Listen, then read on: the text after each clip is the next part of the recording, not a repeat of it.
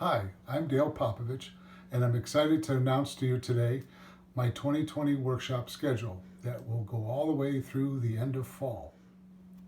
My first workshop is in Lake Zurich at the Mainstreet Art Center, where I teach on Wednesday mornings.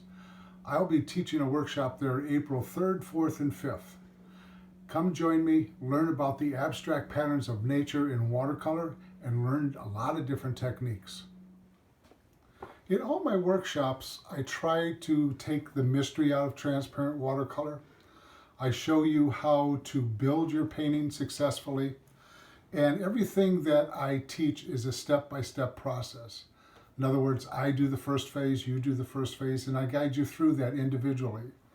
I try to get you to learn how to build a painting successfully from beginning to end, along with using different techniques of applying textures, lifting, altering the photograph. It's always more important when looking at your photograph, what do you need and what don't you need? Because it's always more important what you leave out than what you put in.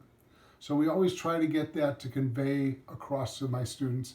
And I'm also professing that you're painting a painting, you're not painting a photograph. So I try not to have you tied to the photograph to where you're trying to duplicate what's there, you're trying to express what's there.